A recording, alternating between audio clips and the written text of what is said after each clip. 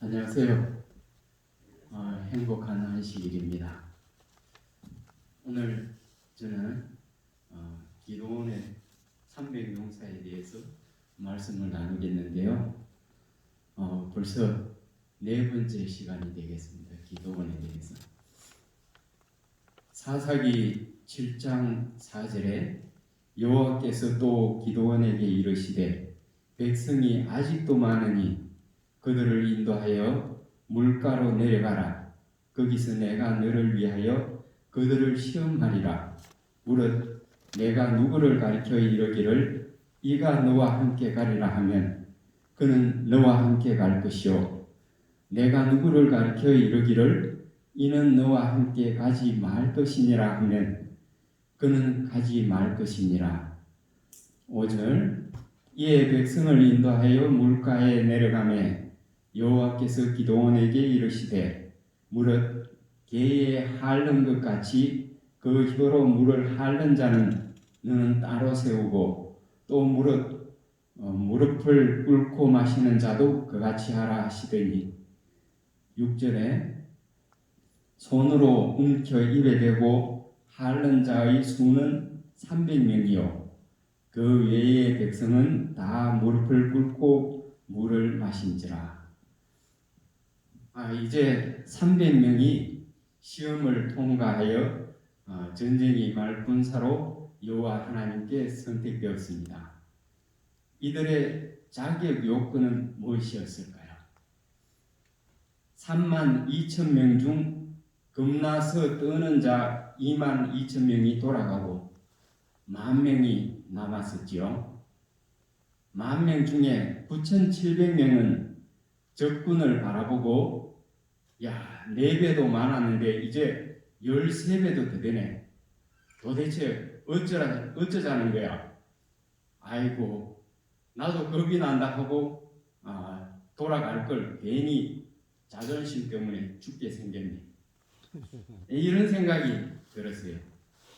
그래서 죽이 되든 밥이 되든 어차피 이 전쟁에 이기긴 걸렸고 물이나 실컷 마시자 하는 심정으로 이제 엎드려서 물을 편안하게 태평하게 마시고 있는 것입니다. 만약에 이런 자들에게 전쟁에서 이기게 해가지고 승리하도록 하면 그들이 어떤 생각을 하겠어요? 여호와 하나님이 이기게 해주셨다 생각하겠어요? 자기들이 잘 싸워서 이겼다고 생각하겠어요? 자기들이 잘 싸웠다고 생각하면 하나님께 영광을 돌리지 않을 것입니다. 그런데요, 이 300명은 조심스럽게 적진을 살피면서 여차하면 뛰어나가 싸울 요량으로 손바닥에 물을 조금씩 떠서 급하게 핥아 목을 축였는데 이들의 신중함과 그간의 우상 숭배에서 자신을 더럽히지 않음으로 인하여 여호와의 약속을 믿고 신뢰하면서 반드시 이기게 해주시리라는 확신으로 죽으면 죽으리라는 심정으로 이 물을 급히 이렇게 마시면서도 이 손으로 떠가지고 적진을 살피면서 마시던 것을 볼 수가 있습니다. 그들의 이 용기는 마치 요나단과 병기던 자의 용기와 같지요. 숫자는 아무것도 아니다. 하나님께서 우리와 함께 하시면은 우리는 반드시 승리하고 이길 것이다. 이런 생각을 가졌다는 것이죠. 그리고 이 작전에 가장 중요한 것이 무엇이냐 이러면은 이 하나님께서 이 순종을 요구하는 그런 전쟁이기 때문에 절대적인 믿음과 신중함이 요구되는 그런 상황이었어요. 그렇기 때문에 더욱더 믿음의 용사가 필요했습니다. 그래서 하나님께서는 오직 당신께 순종하고 모든 영광을 여호와께 돌려 이스라엘로 우상을 버리고 여호와만 섬기도록 인도할 믿음의 용사가 필요했던 것입니다. 32,000명 중에 300명, 106대 1, 6명 중에 한 사람이 선택되었어요.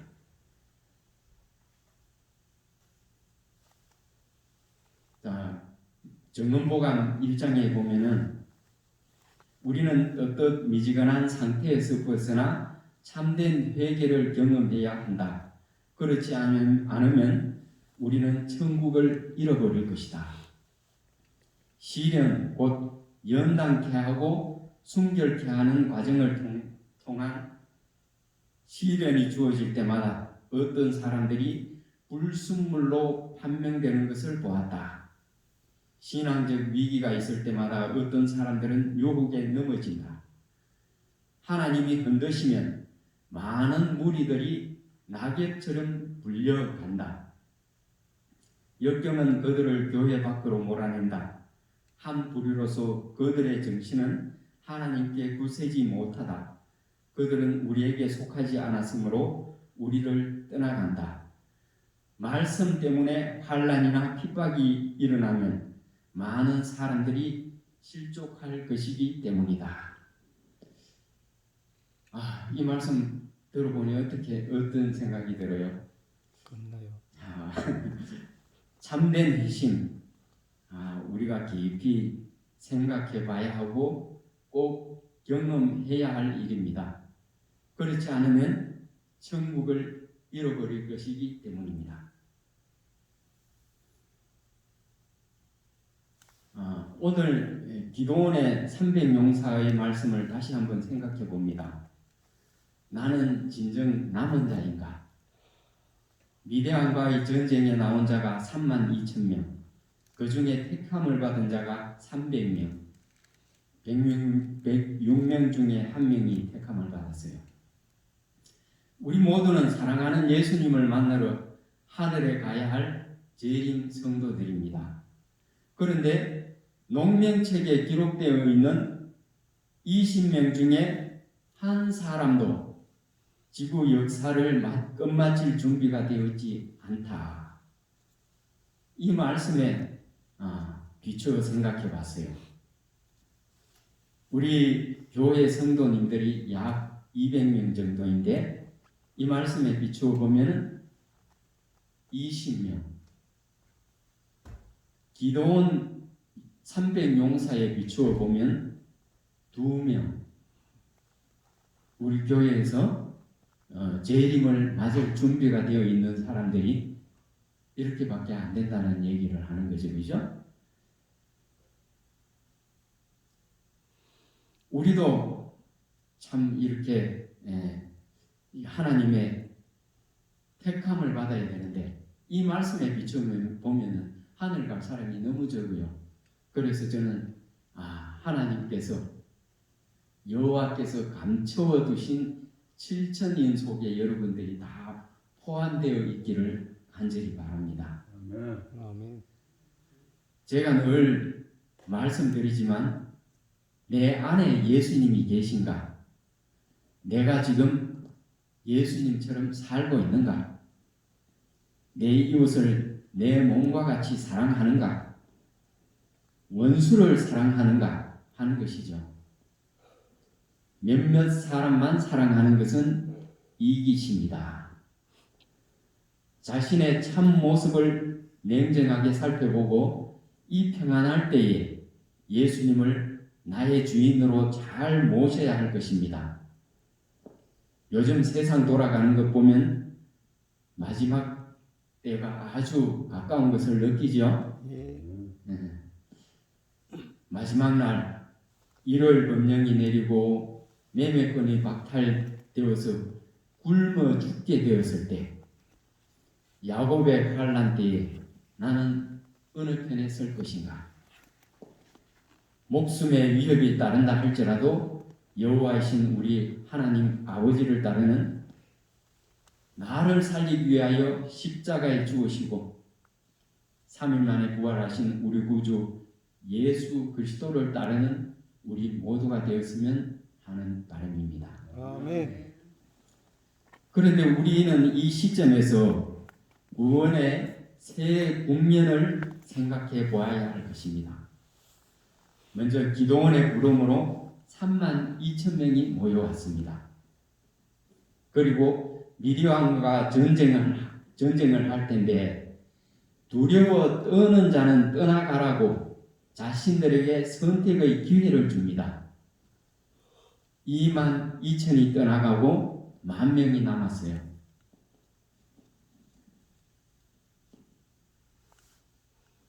마지막으로 하나님께서 친히 싸움에 나갈 자, 여호와를 믿고 순종하여 따르고 온전히 영광을 돌릴 자 300을 선택하십니다. 성경에 보면 혼인잔치가 나오는데 예수님께서 혼인잔치에 비유해서 먼저 참여하라고 초청을 합니다. 많은 사람들이 왔습니다. 그들에게 혼인 예복을 줍니다.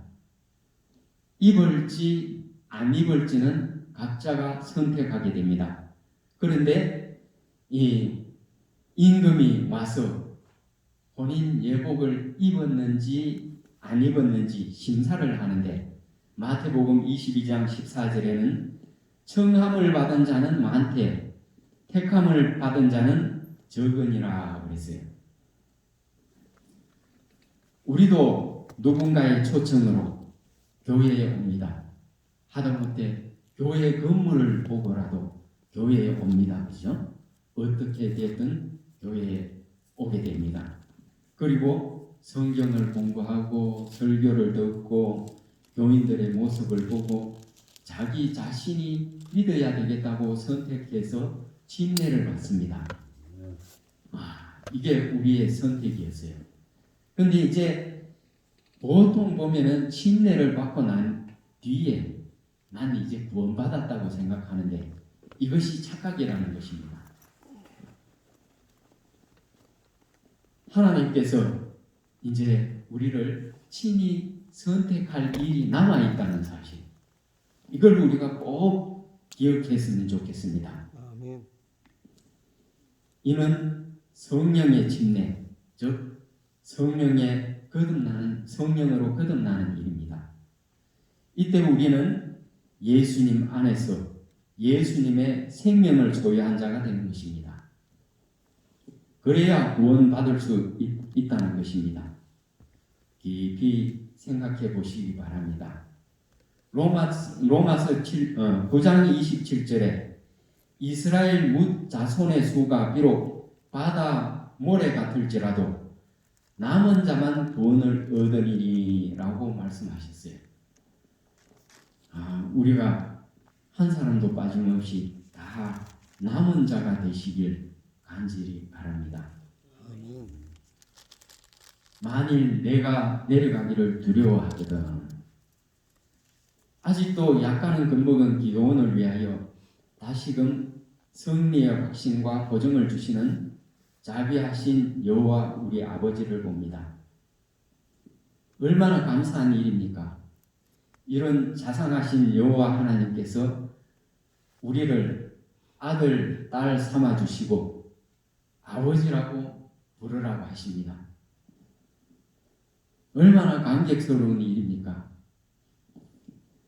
내가 만일 이 싸움이 두렵거든 혼자 가기가 엄두가 안 날 테니 부하를 데리고 적진으로 가서 들어봐라.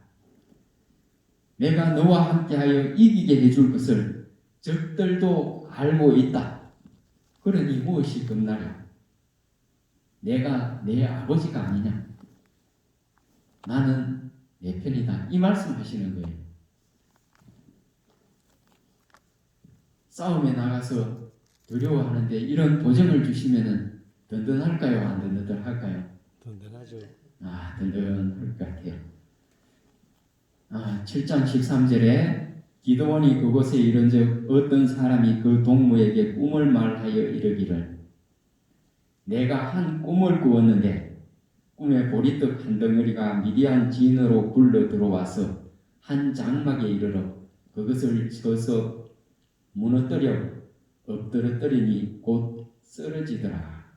14절에 그 동무가 대답하여 가로되 이는 다른 것이 아니라 이스라엘 사람 요아스의 아들 기드온의 칼날이라.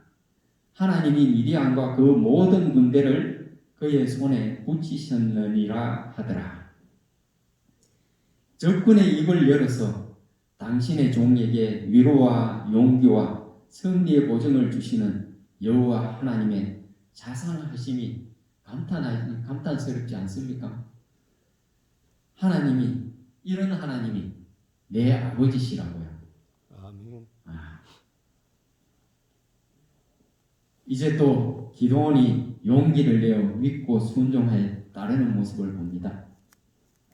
하나님께서 적진으로 보내셨고 또 말씀하신과 같이 적의 입을 열어서 승리의 보증을 주시니 이제야 여호와께서 자신과 함께 하심을 확신하게 되어 참으로 진심에서 우러나오는 마음으로 깊은 감사와 경배의 기도를 드리는 것을 볼 수 있습니다. 우리도 항상 함께 하시고 또 시시때때로 우리를 도우시는 여호와의 손길과 그 인자하신 사랑을 느끼고 함께 동행하여 주심을 감사의 기도로 늘 찬양하면서 기도드렸으면 좋겠습니다. 아멘. 기도원이 일어나 여호와께서 미디안 군대를 너희 손에 붙이셨느니라 하고 300명을 이제 세 대로 나누고 각 손에 나팔과 빈 항아리를 들리고 항아리 안에 횃불을 감추게 하고 그들에게 이르되 너희는 나만 보고 나의 하는 대로 하되 여호와를 위하라 기도원을 위하라 하라 이렇게 이제 전쟁 나가기 전에 다짐을 시킵니다. 300명을 세 대로 나누어 가지고 이제 미디안 진을 포위합니다. 그리고 이경초 자정이 돼요. 밤 12시 경에 이제 보초가 교대하는 시간입니다. 보초가 교대할 때 이 보초들이 산만해지겠죠, 그죠? 네. 그 시간을 또 이용하는 것 같아요. 자, 이제 전쟁이 시작됩니다. 항아리를 깨고 횃불을 켜고 나팔을 불게 됩니다. 이스라엘이 급성한 것 같은데 군사가 저렇게 많다니 온 산등성이에 불이 있는 걸 보니 엄청난 군대가 동원되었는가 보다. 그런데 군사들은 보이지 않고 횃불이 밝게 타오르고 나팔 소리, 고함 소리만 진동을 하니 두려워서 어떻게 할 줄 모르겠어요. 에라 모르겠다. 도망이나 가자. 그런데 깜깜한 밤에 누가 아군인지 누가 적군인지 모르겠어요. 이럴 때 내가 살려면 어떻게 해야 돼요? 닥치는 대로 죽이고 내가 살 길을 찾아야 되겠죠, 그죠? 참 이 슬픈 일이 이 적진에서는 벌어지고 있습니다. 그런데 성경에는 22절에 300명이 나팔을 불 때에 여호와께서 그 온 적군으로 동무끼리 칼날로 치게 하심으로 적이 도망하였고 이스라엘 사람들은 납달리와 아셀과 므낫세에서부터 모여 미디안 사람을 쫓았더라. 이스라엘에 앞서 싸우시는 여호와 하나님을 우리는 봅니다.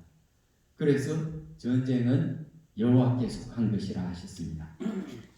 사람들은 그저 뒤에 따라가면서 뒷정리만 하면 돼요. 이런 싸움이 세상에 어디 있습니까, 그죠? 그래서 모든 싸움은 여호와의 싸움이 되는 것입니다. 300 용사들은 신이 났어요.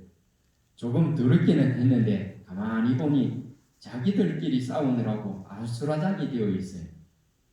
칼 부딪히는 소리, 창 부딪히는 소리, 말과 나귀와 낙타의 울음소리, 죽어가며 부르짖는 군사들의 비명소리, 그리고 서로 내지르는 고함소리가 기도원의 300 용사의 귀에 정쟁이 들리니 겁이 사라지고 이제는 신이 났어요. 전쟁에서 신이 났어요. 24절에 기도원이 사자를 보내어 에브라임 온 산지로 두루 행하게 하여 이르기를 내려와서 미디안 사람을 치고 그들을 앞질러 벳바라와 요단에 이르기까지 나루턱을 취하라 하매 이에 에브라임 사람들이 다 모여서 벳바라와 요단에 이르기까지 나루턱을 취하고 또 미디안 두 방백 오렉과 스웹을 사로잡아 죽이고 미디안 사람들을 추격하고 오렉과 스웹의 머리를 가지고 요단 저편에서 기드온에게로 나오니라 그랬어요. 세상에 이 말도 안 되는 전쟁이 여호와의 전쟁입니다. 적들이 서로 쳐서 죽이고 자멸하며 줄행랑을 치다니 300명이 한 일이 뭡니까? 나팔 불었어요. 항아리 깨고 횃불 들고 나팔 부는 일 그리고 고함 지르는 일밖에 없어요. 그죠? 그런데 미디안 군사들은 어떻게 됐어요? 12만 명이 죽었어요. 12만 명이 죽고 이제 15,000명이 도망을 가고 있어요. 그런데 이 에브라임 럭게 전쟁에 참여한 에브라임이 과관입니다. 뒤늦게 와서 시비를 걸어요. 이봐 기드온, 당신은 왜 우리를 안 불러서 따지는 겁니다. 빨리 안 불렀다고. 근데 이스라엘 중에서 에브라임 지파가 큰 지파에 속해요. 그러니까 자기들의 주도권을 잃을까 하는 그런 염려로 이렇게 하는 줄 알고 기드온이 이런 말을 해요. 에브라임의 끝물 포도가 이 므낫세 자기 고향의 만물 포도보다 낫지 않느냐. 당신이 오렉과 스웹을 죽이고 요단 나루턱을 지키고 왔는데 그 공이 얼마 크냐 이 말을 하는 거예요. 그러니까 화를 풀고 우리 힘을 합쳐가지고 이제 남은 적을 마저 치자 이런 얘기를 하는 겁니다. 여러분이 어때요? 진짜 그들의 공이 기드온의 공보다 큰가요? 아니잖아요. 그죠? 이미 거의 끝난 전쟁에 와가지고 뒷수습을 하면서 큰 소리 치는 걸 볼 수 있죠. 우리 성도님들 중에는 이런 생각을 하는 분이 하나도 없었으면 좋겠어요. 나보다 남을 낮게 여기는 마음이 있다면 이런 시비를 걸었을까요? 아니요. 안 그렇겠죠. 그죠? 에브라임 지파, 므낫세 지파. 기드온은 므낫세 지파인데 이스라엘 중에 에브라임이 제일 문제인 듯합니다. 야곱이 복을 주는 거 여러분 다 알죠, 그죠? 예. 복을 더 받았으면 더 잘해야 할 텐데 그러하지 못했어요. 후에 여로보암이 에브라임 지파로 우상 숭배의 모델이 되는 것을 볼 수 있습니다. 이스라엘이 특별한 복을 받았으나 그들 중에 많은 이들이 특별히 제사장들과 서기관들과 바리새인들이 예수님을 어떻게 했어요? 죽였어요. 십자가에 못 박아 죽였어요. 우리 재림교회는 이 시대에 특별히 남은 교인 자손으로 부름을 받았습니다. 이런 복을 받은 우리 또한 어떠한 모습으로 신앙을 해야 할지 깊이 생각해 볼 일입니다. 이제 도망하는 적을 추격해 가는 중에 숲곳에 이르러 배가 고프고 허기가 져서 그곳 사람들에게 먹을 것을 좀 달라고 요청을 합니다. 그들은 이 전쟁에 하나님께서 함께 하신다는 사실을 알지만 인정을 하지 않았습니다. 너가 우리 동족이긴 하지만 지금 전쟁에 승리했다고 장담할 수 있느냐? 온 백성이 싸워도 힘겨울 판에 겨우 300명으로 싸우려 했다면서 이제 도망와서 무슨 이야기하는 거냐?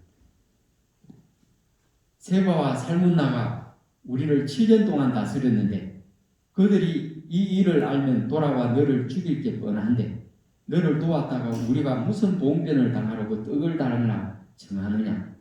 우리는 줄 수 없노라. 이 얘기를 하는 겁니다. 사탄의 생각이 아닙니까? 예. 힘을 함께 합해가지고 싸워도 시원치 않을 판에 사람의 생각이 얼마나 어리석은 것인지를 보게 됩니다. 그들 안에 그리스도이신 예수님이 계셨다면 이런 어리석은 생각을 할 수 있었을까요? 그런데 우리도 얼마든지 이런 사람이 될 수 있습니다. 성령의 능력으로 예수께 사로잡힌 자들, 이런 자들이 다 되어서 이런 실수나 오판을 하지 않는 우리 신실한 성도님들이 다 되시기를 바랍니다. 아멘. 저 또한 그렇게 되었으면 하고 원하고 있습니다. 자, 숙고까지 멀리 지친 몸으로 적을 추격해 왔으나 동족의 도움을 받지 못하고 번우엘에서도 거절을 당하고 결국 허기지고 지친 몸으로 동편으로 멀리 돌아서 갑골에 이르러 세바와 살문나를 습격하는데 그들도 멀리 도망해 오면서 곳곳에 추격병이 올까봐 보초를 세워놨어요. 그런데 하나님의 주신 지혜로 보초들이 없는 곳으로 돌아서 동편에서 이렇게 습격을 해서 이긴 것을 볼 수 있습니다. 여기가 이 지도를 이렇게 보니까 그런데 거리가 얼마나 될 것 같아요? 좀 멀어 보이는 것 같습니까? 예. 제가 구글 지도를 봤어요. 그래서 하루샘에서 갑볼까지 이렇게 교통 안내를 받아 보니까 가장 가까운 거리, 기도원이 진행한 길 파란색 짙은 색이 있죠. 예. 이 길 비슷한데 이 길이 차로 몇 시간요? 2시간 4분 109km. 우와. 번우엘은 한 50km에서 60km 정도 돼요. 여기서 서울 삼육병원이 50km입니다. 그러면 서울 삼육병원에서도 한 10km 더 가야 되는 곳이 숫곳이에요. 그 전쟁하면서 숫곳 갔으니 밤 12시에 시작한 전쟁이 숫곳까지 갔으니 흙이 졌을까요? 안 졌을까요? 흙이 찌죠. 흙이 지죠, 그죠? 배고프고. 자, 이 아까 두 지도를 이제 비교해 봤습니다. 노란 화살표가 숫곳이에요. 여기서 음식을 구해서나 제대로 얻지 못하고 갑골까지 또 가게 됩니다. 이 거리가 갑골까지 가는 거리가 얼마 되느냐? 109km라 그랬는데 인천공항까지가 109km더라고요. 멀죠, 그죠? 예. 엄청나게 먼 거리입니다. 행성군 행성읍까지가 108km예요. 이런 거리를 달려가서 싸웠던 것을 볼 수가 있습니다. 참으로 슬픈 일이죠. 그리스도인이 그리스도인을 도와야 하는데 세상 사람 악인들의 편이라니요. 시대의 소망 69장 630페이지에는 이런 말씀이 기록되어 있어요.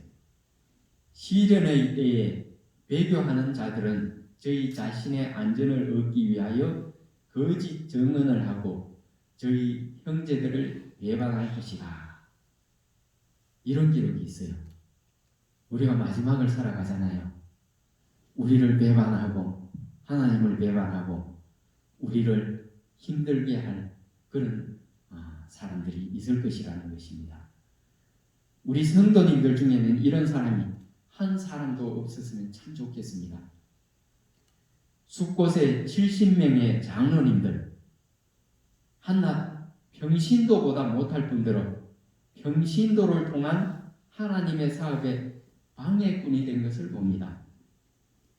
하나님의 임재, 하나님의 능력, 하나님의 섭리하심을 무시하고 오히려 실망케 하고 납당케 하는 그들을 통하여 우리는 우리의 모습을 비추어 보아야 하지 않겠습니까? 버누엘 사람들도 돕지 않았다가 보복을 당하여 죽게 됩니다. 미디안 두 왕을 이제 포로로 잡아가지고 돌아온 다음에 그들을 신문합니다. 너희들이 7년 전에 내 형제들을 죽였는데 그들이 어떠하던 사람이더냐? 그들은 왕자라더라. 그들은 내 어미의 아들이니라. 이 말을 했어요. 어미의 아들. 기드온과 한 배에서 난 친형제들이라 이 말을 하는 거예요. 내 어미의 아들. 그때는 여러 명의 아내들을 두고 여러 배다른 자식들이 형제가 많았잖아요. 그죠?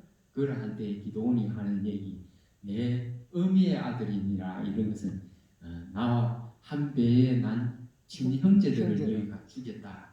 이 말을 하는 거예요.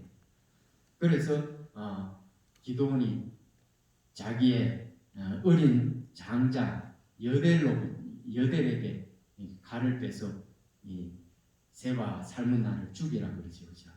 근데 이 아들이 어려가지고 칼 빼는 것이 무서워가지고 죽이지를 못했다 그랬어요. 그런데 이 어린 아들을 왜 시켜서 죽이라고 기드온이 얘기했을까요? 그때 당시에는 왕들이 전쟁에 나가가지고 아이들이나 여인들에게 죽는 것을 굉장히 수치스럽게 생각했다 그래요. 그러니까 죽이는데 최고의 모욕을 주고 죽이기 위해서 이제 아들로 죽이라고 했던 것을 이렇게 볼 수 있습니다.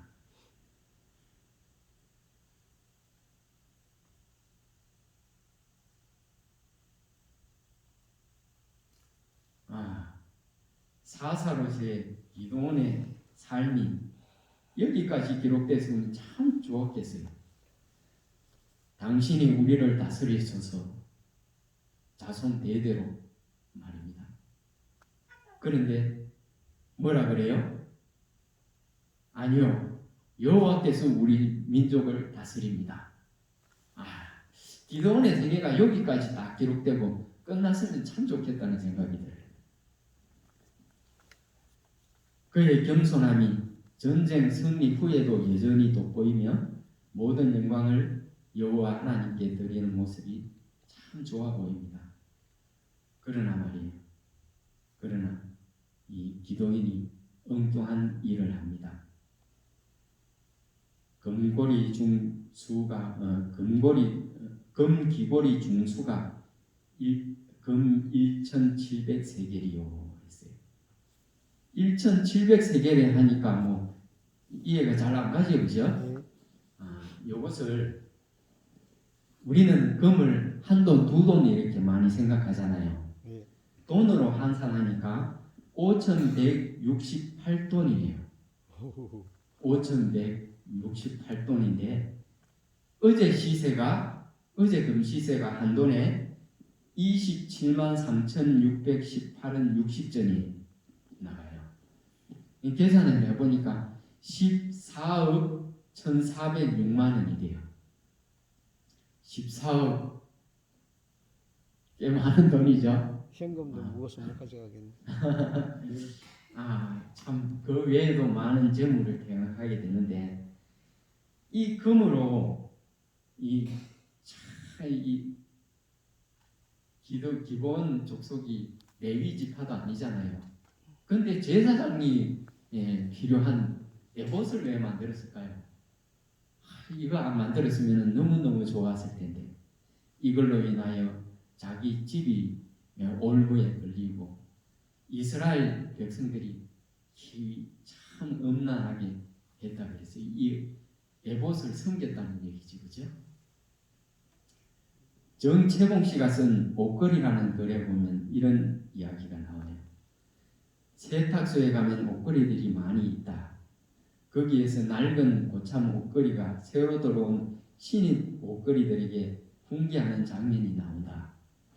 고참 옷걸이는 차렷, 열중시업 하면서 분기를 잡은 다음 신입 옷걸이들에게 이렇게 말했다. 새 옷걸이들아 잘 들으라. 나는 고참 옷걸이다. 내가 여기 오래 지내면서 가만히 보았는데 옷걸이들이 꼭 명심할 사실이 있어. 너희들은 옷걸이인 것을 항상 잊어서는 안 돼. 아니 선배님 왜 그것을 강조하십니까? 내가 여기서 쭉 지켜보니 잠깐씩 입혀지는 옷이 자기 신분이냐 교만해지는 옷걸이들을 많이 보았어. 너희들에게 아무리 비싼 옷이 걸리더라도 교만해서는 안 돼. 여전히 너희들은 옷걸이에 불과해. 이런 얘기를 합니다. 하나님의 성령의 감동이 임한 사람들은 어떤 옷을 입혀도 그 옷 때문에 교만해지지 않습니다. 옷걸이로서 자기가 할 일만 묵묵히 하는 것입니다. 하나님께서 나에게 좋은 옷을 입히시든지 누더기를 입히시든지 그것은 중요치 않습니다. 중요한 것은 바로 하나님께서 나에게 맡기신 사명을 제대로 감당하는 것입니다. 아멘. 아무리 좋은 옷을 입히더라도 우쭐거리지 않고 아무리 낡은 옷을 입히더라도 낙심, 원망하지 않고 묵묵히 자기 사명을 감당하는 사람으로 우뚝 서게 되시기 바랍니다. 이런 글이 있어요. 우리는 예수님께서 재림하실 임박한 시기에 살고 있습니다. 오늘 아침 카톡에 이런 내용이 왔어요. 프랑스의 한 재림교회 목사님이 성도들과 함께 천주교, 개신교 사람들과 함께하는 기사단에 가입했다는 소식이었어요. 그들과 같은 형제 조직에 가담했다는 소식을 들었습니다. 우리의 아버지는 여호와 하나님이신데 누구와 형제가 되었다고요?